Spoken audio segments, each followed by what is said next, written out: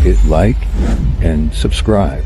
You're watching the Marc Lamont Hill official YouTube channel. Good morning, good morning, good morning, everybody, Ascending family. How are you? I'm saying good morning because if you're watching live, it's Saturday morning, of course, and that means that you're with me and the rest on the Ascending live stream. So I say Akaro, if you are watching after the live stream, then greetings. So welcome again. We are getting ready to have another amazing show. I'm really excited. So I want to give everybody, you know how we do every Saturday morning at 11. You all come in, check in the comments, tell us where you're watching from. Shout out to all of the regulars uh, from night school, from office hours, from Put on Blast, from Aquila Work Songs, from previous episodes. Just welcome everybody. You all should get settled. You should buckle up for another amazing opportunity to engage and get to the root of a matter. Today we are discussing Black literature. Overall, we're discussing Black literature, the world of Black literature, right? But we got a different spin on it. We're going to be focusing zeroing in on children's literature, Black literature, and Black literature for young adults. So that's a perfect segue to say I don't have any book to show. You know how I normally give a shout out because the writer that I am and the reader that I am, I love Black literature and literature in general, but specifically by us. And I don't have a book. I forgot to pack my book, but the whole show is dedicated to Black lit. So my shout out in terms of shouting out Black writers and readers is to just tell everybody for sure. If you have young people in your life, young adults or school age children or teenagers, you know, tell them to tune in if they're around because this is going to be a show dedicated to their reading and like and shout out. So just support all of the writers that we're going to be shouting out in this conversation because we have someone who you're definitely going to want to hear from besides me. You know, not that you want to hear from me, but I wanted to also shout out and I meant to make this as a banner, my bad, so you can see it at the bottom of the screen, but I wanted to shout out the African American Literature Book Club, Troy Johnson, because when we, in previous episodes, we're always like, buy your books from Black online stores or Black bookstores like Uncle Bobby's or whatever. Think I forgot to say the African American Literature Book Club or aalbc.com. So that's our way to always big up independent Black writers as seasoned ones. So definitely go ahead and get those notes. We'll get that banner up to you as well. So just continue to check in. Let us know where you're from. And so on that note, in just a quick second, I want to bring on our esteemed guests.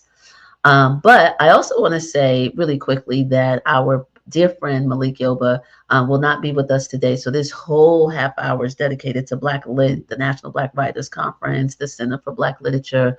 And Malik and I decided just this morning via text that we're going to get him on the show very, very soon when all of his ducks are in a row with the big announcement that he wants to make.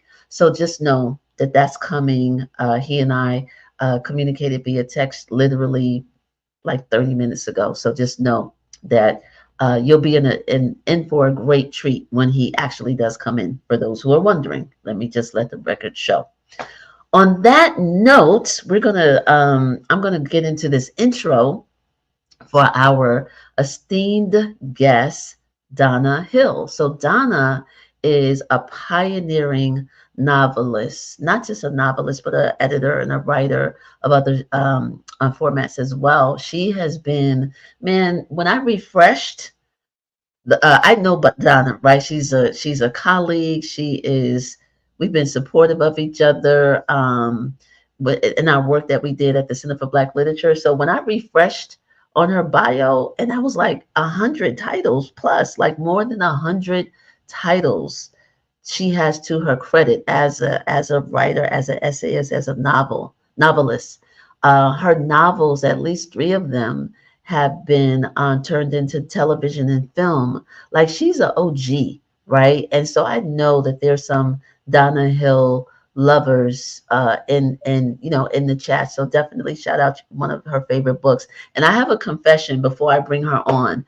I promise you, I got like this many books, like of Donna Hill books, and I've started the latest one because I'm always buying books by Black authors. I'm slow on reading them as quickly as I want, but buy a book from a Black woman from a Black writer. So she's going to talk about that.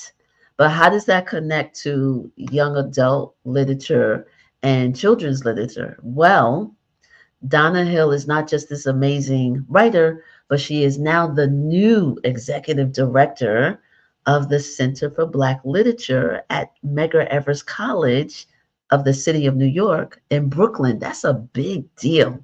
So we're going to talk about all of that. So on that note, can we please welcome to the stage the OG, the man, just bring on Donna Hill because there she is. I could go You are on too and on. funny. No, Donna, but for real. When I'm being honest, I don't say what I don't mean. It is from the heart. But when I think about the level and the volume of writing that you have done, it blows my mind because I know you as a professor. I know that you are now a professor at Medgar Evers College. I know you did work back in the day, I think, with some PR. We were talking about one time for the borough of Brooklyn. Um, Yeah. you've just done all of the things, right? And then you're the one of the hardest working women that I know, right? When you were interim, what were you? Interim director of literary programs at the Center for Black Literature. I'm like, Donna be going in, like I met my match with the hard work, right? So I say that to say, how in the hell do you write? Like, can we just talk about that? Like giving you your kudos, but where do you find time to write? Let's just start there. My God, I know people want to know. I'm still trying to get past OG. So You're original gangster. You're original yes, gangster. You I'm are. trying, I'm still trying to get past that. A But compliment. It's a compliment. to answer your question, people ask me that all the time. How do you find time to write? And I've been trying to write my book for so long. And what do I do? It's just like anything. If you want to do it, you do it. You can't talk about being a writer. You can't fantasize about being a writer. You have to be a writer. And the only way to do that is to write. And so especially the 90%, I would say, well, probably 80% of my novels were constructed when my kids were little. They were smaller. So I had, little kids, I had school, I had, doctor's appointments, and I had a noisy dog.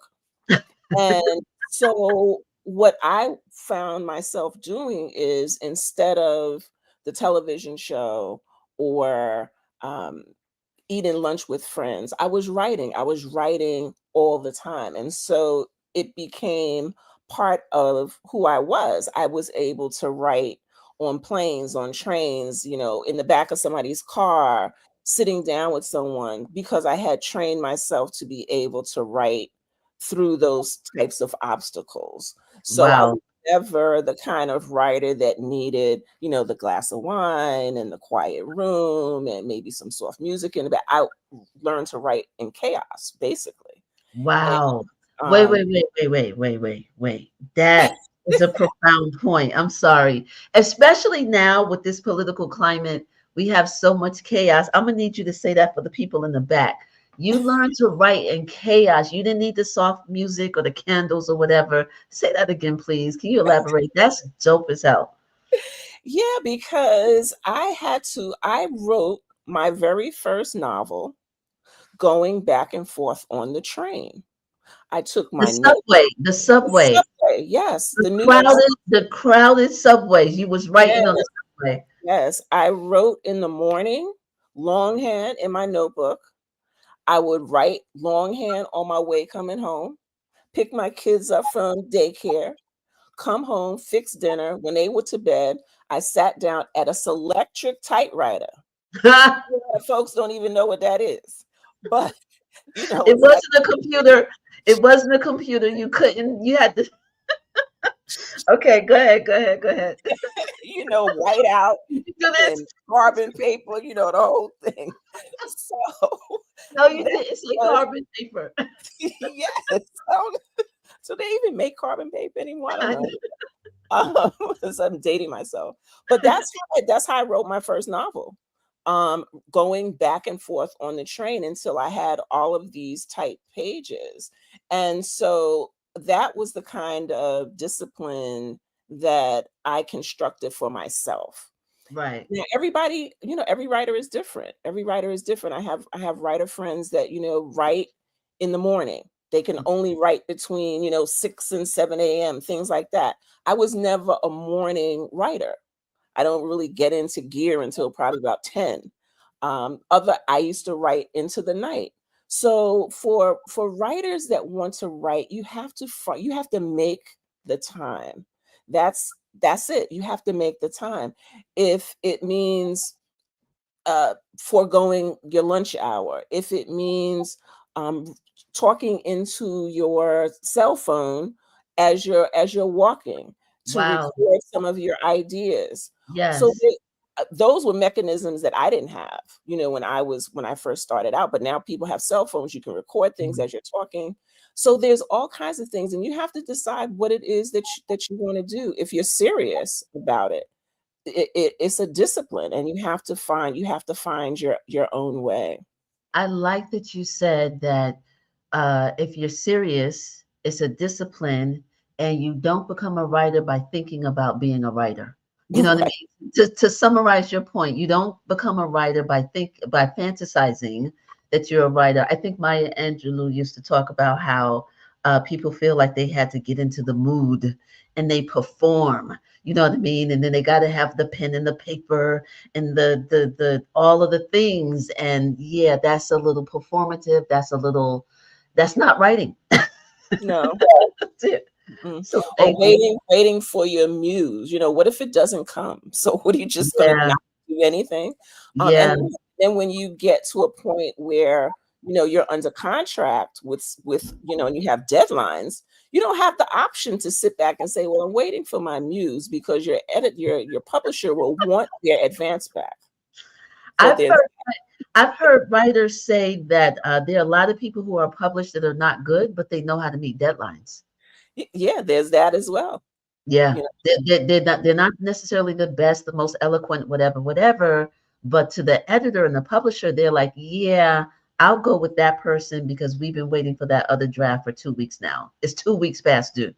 yeah. So there's that part. Thank you. Yeah. Thank you. I know somebody in the chat is probably doing a praise hand like amen or whatever, or thank you. So I wanted to get that out the way because you can't be in front of me as a best-selling writer, as an award-winning writer with over 100 titles, and I not ask about your process. So thank you so much.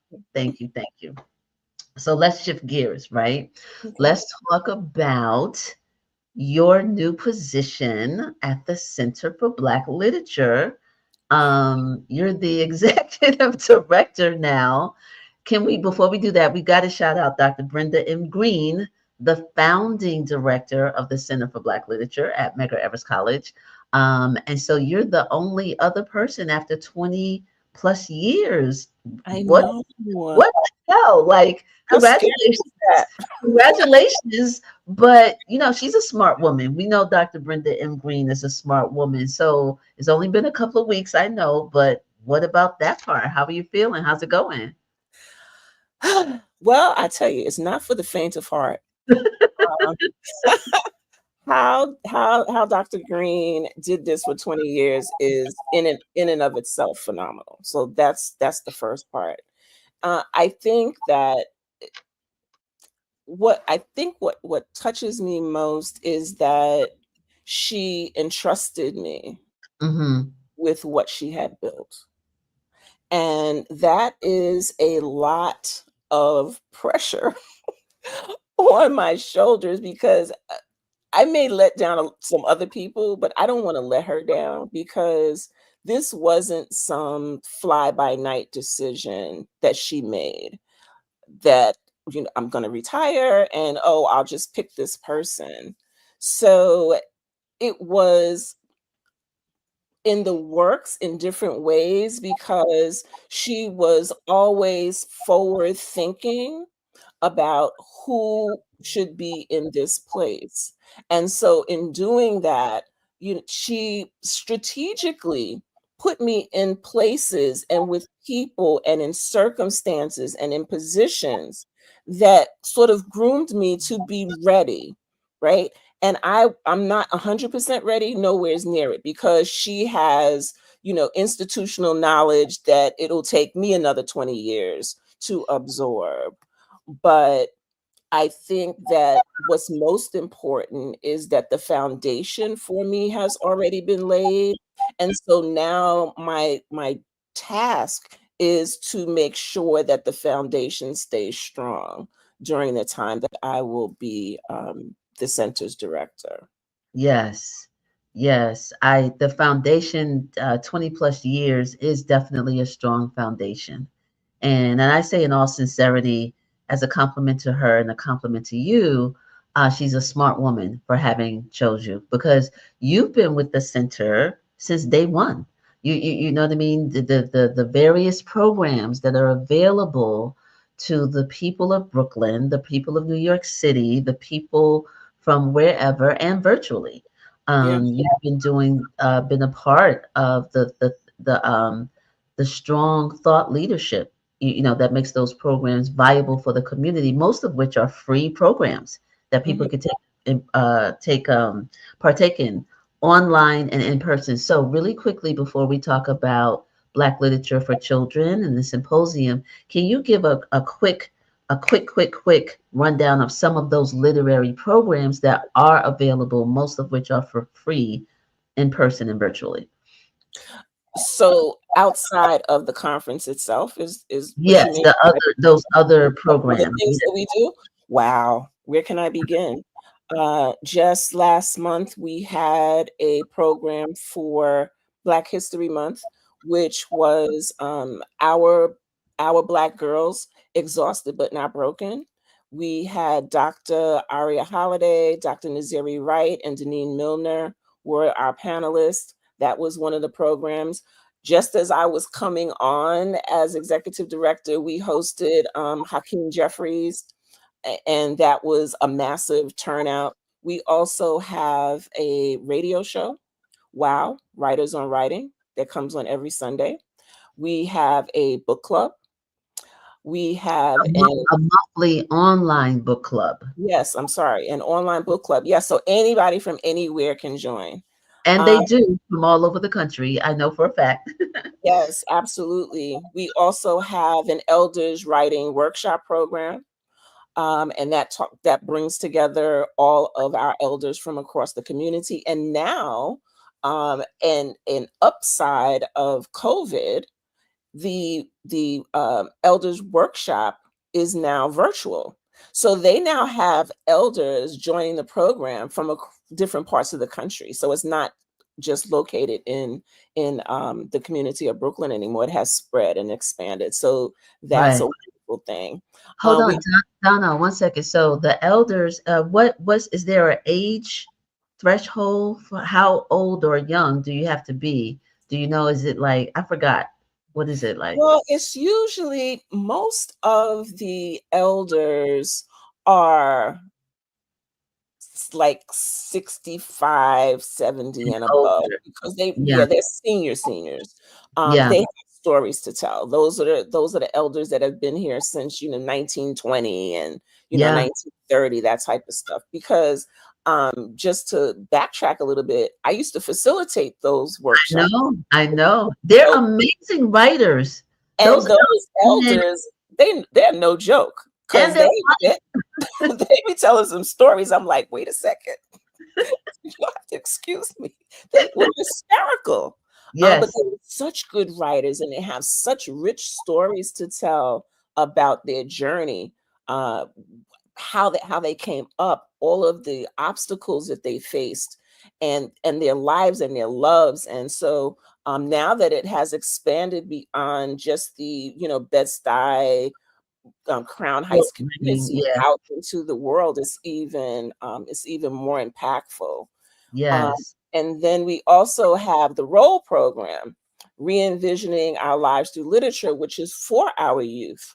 And that program takes teaching artists and goes into selected schools, partner schools that we work with, to bring a particular book that the students will be reading, developing activities. And so they actually do a presentation at the end of the year, and they put together their own book as well with their poetry and artwork. And And it's they amazing. perform, I think, right? If Yeah, I they do remember, performance the young people in the junior high, was it junior high or middle school? I'm sorry, I dated in myself. middle school. Middle Yeah, school, right. right? Yeah.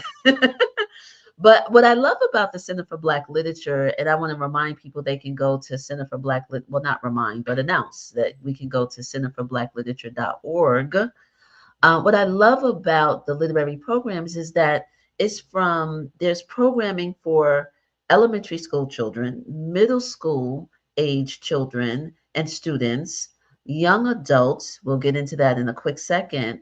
Um, and all the way to seniors. I think we had some 80-year-olds in that elders writing workshop. I love that it's not restricted to Brooklyn or New York City or the state of New York or that region, but it's there's national programming. Let me flex for a minute. Whenever I announce the John Oliver killings, no, the journal, the Oh, yeah, journal, Killings yeah, Review. the Killings Review, right? Shout out to the memory and life and legacy of John Oliver Killings. If you know, you know. But when I've announced it over the years and helped tell my family and friends, I'm so happy to say that I've had family and friends that the committee didn't know was connected to me, and they're like, "Yo, April, I got into the Killings Review of Arts and Letters." So I'm happy that there are all levels of writing, amateurs, people who are seasoned, photographers get into that literary review. I never know who the committee members are, but I had to flex because it's exciting to get me to Yeah, be published. it is. It Yeah, is. It's and very now exciting. that's part of your review as well. What you oversee. So shout out to you. Shout Yes. out to all the alumni and volunteers and staff at the Center for Black Literature because that is not easy. No, it is not. It's more than a notion, as the old folks would say. Right. And shout out to Medgar Evers College. It's not a historically black college, but it's a predominantly black college in Brooklyn. So Donna, one of the big things, how are we on time? Okay, we're doing good. So one of the, everybody pause, tell your people to tune in because now we're getting to the meat of the discussion, right? So if you're in the comments, tell us. We'll try to get room for questions at the end. So guys, let's look out for questions. But everybody, tell your people to log on to Ascending Live for sure, because we're about to go in. So Donna, one of the major programs of the Center for Black Literature is the National Black Writers Conference, Right. which was founded actually in 1986 on the campus of Medgar Evers College, right? And it went on regularly and then it wasn't, but it's been around since 1986, founded in at Medgar Evers College, co-founded by John Oliver Killens. We want to lift up his life and legacy, um, the amazing artist that he was. So now tell us about the National Black Writers Conference and then zone in on what the theme is next week, actually, is going to be live. Yes. Okay, so the National Black Writers Conference, each year we have a specific theme. Our last conference was on speculative fiction. We diasporic literature. There's all sorts of themes each year. And the goal is to bring together readers, writers, scholars, educators, and broaden the field in a particular area that is selected. And this particular and each year, again, the themes are different. On the even years, we do a full 4-day conference. On the odd years, we do the symposium, which happens to be this year. So this particular year, we did something a little bit different. The theme itself was much more niche than we normally embrace. However, what was decided was that this is an exploding genre, which is young adult and middle grade literature. Young adult and middle grade literature in general, or for within the Black literature realm? Right. In general, Hmm. and Black literature in particular. Okay. So if we think about April, when we were growing up, how many Black books did you see with us? If you saw any. Right. Um, and and the idea of one of our mission, a part of our mission and part of our sort of mandate is to spread the good word about Black literature, right? So how can we do that if we leave out the young people, right? Because if we want to build readers, which is what we want to do, we have to engage that area of readership. So who are those writers? Who are the scribes that are putting together our stories for our young people? Because my kids, the only Black author that I knew was Walter Dean Myers, like period. That was it. And there have to be more. Young adult literature, interestingly enough, is read by a lot of adults because Yes. it's not your grandmother's young adult literature. Okay. And so we took this opportunity to test the waters, especially because it's a symposium. So it's a shorter period of time to test the waters to see um, how we can elevate this genre and elevate our Black writers that are writing for this segment of our reading population. Because, 5-10 years ago, we would have believed that the only thing that young readers wanted to read was urban fiction, Who Shot John and all of that. And everybody grew up in the projects and, everybody wanted to be a video vixen. But it's so much more than that. And the readers have become more discerning, a little bit more sophisticated. And so you have this wealth of Black writers that are writing to the experiences of our young people. The What it's full like, experiences, right? yes, Just yes. the number of different What is expressions. what is what is self-esteem?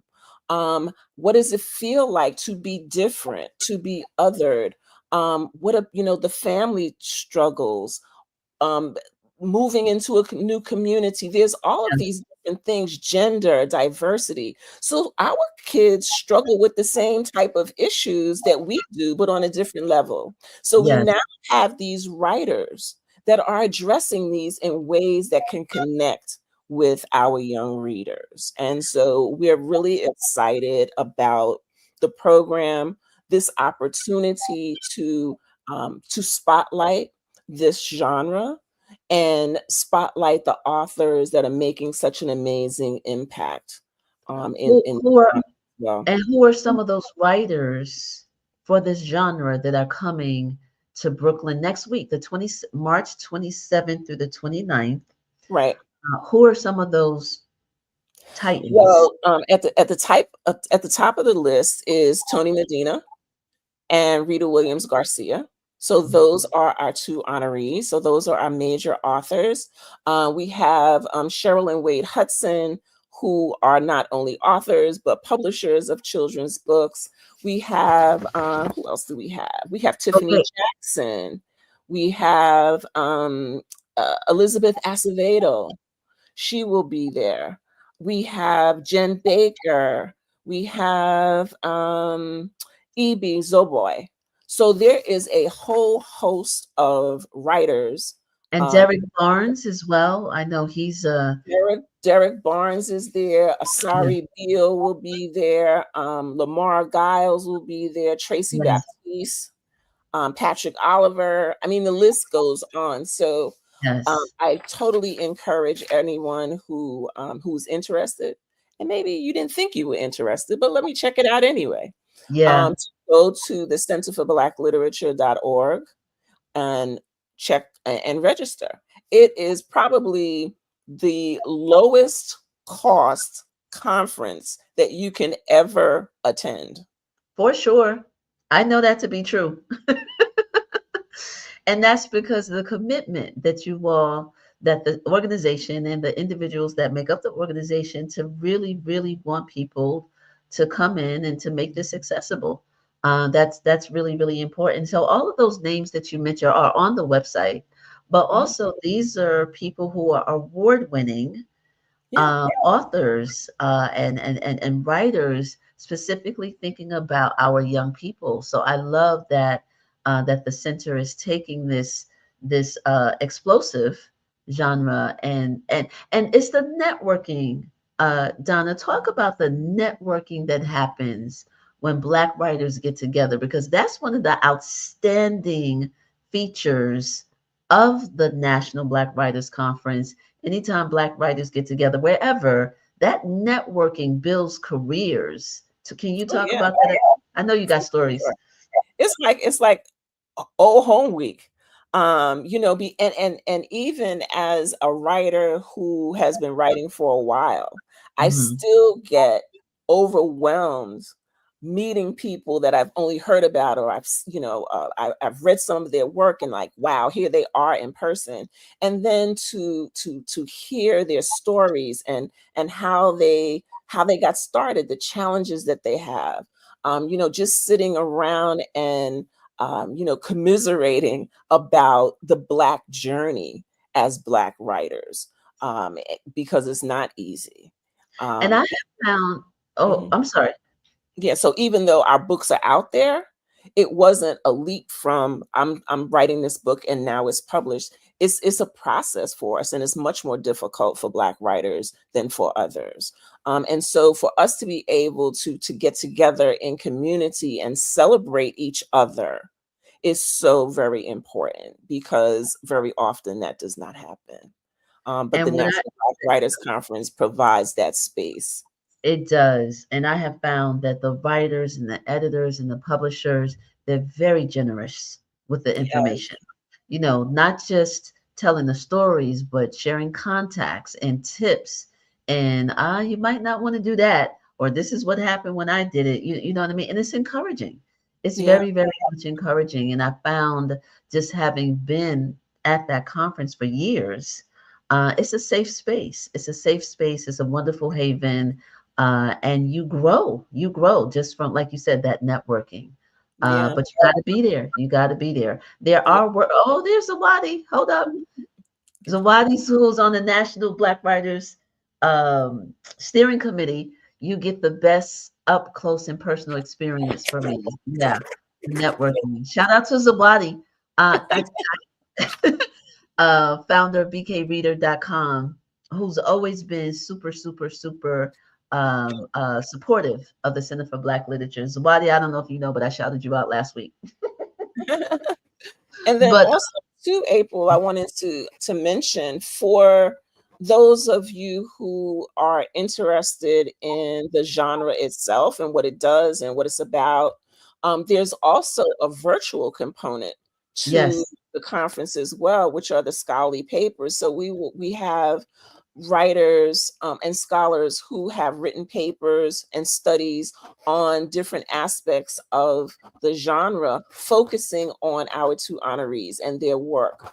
So you'll have an opportunity to do that. And our coordinator for that, Dr. Sheila Patterson, she wants it to be interactive. So you're not just going to sit there on the other side of the screen listening to somebody for 20 minutes. You will be engaged with the writers themselves. She has writing stuff that you'll be able to do. So that should be That's really that's different for dynamic the and scholarly. interesting. Yes, Yeah, I'm definitely drop in to see how she's going to pull this off. right, right, She said right. that's going to be really great. And then also too, we have workshops set aside for writing for the genre, publishing for the genre, and teaching for the genre. And so that is going to take place so folks can come and just like learn, I'm really interested in writing for young adults. How do I do that? So you can come to one of these workshops and find that out. I'm a teacher, or I'm going into teaching, and I really want to learn, like, how can I incorporate these types of books into my syllabus? You Yeah, can learn how to do that. I have a book. How do I go about getting it getting published? published. Yeah, So yeah. those workshops are available during the course of the conference as well. Well, we're very, very appreciative of that. Donna, so much respect to you, so much respect to Dr. Brenda Green, to the National Black Writers Steering Committee, National Black Writers Conference Steering Committee members. I know everybody's going to be watching. I definitely want to shout out also just the writers themselves. It's not to make a decision as a Black person to write and tell your story and then try to get it published and then you got to market it and that's a lot. It's a That's a lot. lot. It's a lot. But you are a living real life example that you can, you know, be successful at it. So we thank you for your model. We Thank thank you you. for your model. So we're going to say one more time, the National Black Writers Conference, the symposium is March 27th through the 29th, 2000. What year is this? 2025. It's in person at Medgar Evers College, and the information is at the Center for Black Literature.org. So Donna, thank you so much. Did I forget? Oh, wait, you got some projects? You got Um, some projects, you got something going on that we should know about, Miss Donna Hill. well, in between all of the other stuff that I was doing, I finished 2 books. What? So, yes. So one of them is a historical, and it will be out in February, A and historical it novel. Yeah. revolves around the rise of the Pullman Porters and their influence in the rise of the middle class. And of course, it has a Wow. love story involved.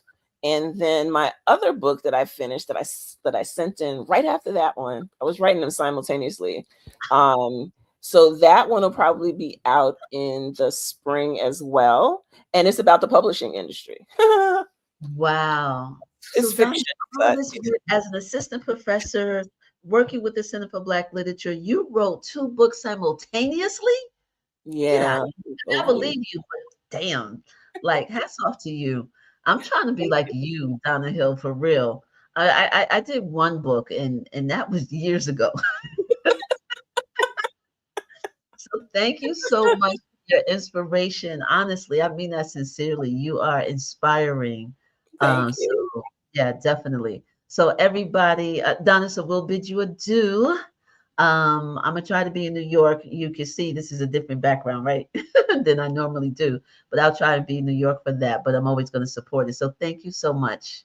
Absolutely. Thank Thank you so you. much. Appreciate it. Absolutely. Thank you. Thank you. So everybody, we definitely want you to go to the Center for Black Literature.org. My team is going to take down that banner because I'm right. I was about to say I'm not Donna. I'm teasing my guys. But everybody, yes, there's never going to be a time on Ascending that we're not going to make time for Black writers, Black literature, and from behind the scenes, break it down. We're always going to provide those resources. Speaking of resources, the resource page is almost done. I know I've been saying it for a couple of weeks now, but I'm really happy with what Scott has done. The resource page for Ascending will live on AquilaWorksongs.com, which is my agency.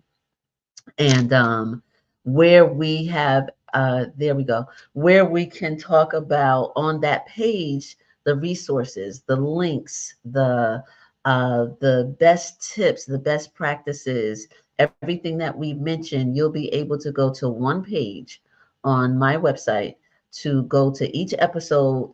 The episodes will be posted there. It'll take you right back to Marc Lamont Hill Official. But in addition to that, you'll learn more about the guests, the links that were mentioned, because, like I said before, the educator in me can't not do that, right? I'm a natural born educator, and we want you to definitely be um, informed. Speaking of which, guys, I don't know if we have any questions, but if we do, we could take some before we close out. I think if there were questions, you would have alerted me. So I'm thinking that not so much. Yes, yes, yes. So let's do any of the comments, not even just questions, but the comments. There's Dr. Green. We shouted you out. Yes, a highlight will be a conversation with Tony Medina, Rita Williams Garcia, and Jacqueline Woodson, all award-winning authors and writers. So these are esteemed people that are always supporting and lifting up. One of the things that I know Black writers always say, whether they are starting out or whether they are super celebrated, is that they love coming to Medgar Evers College. They love coming to the Center for Black Literature.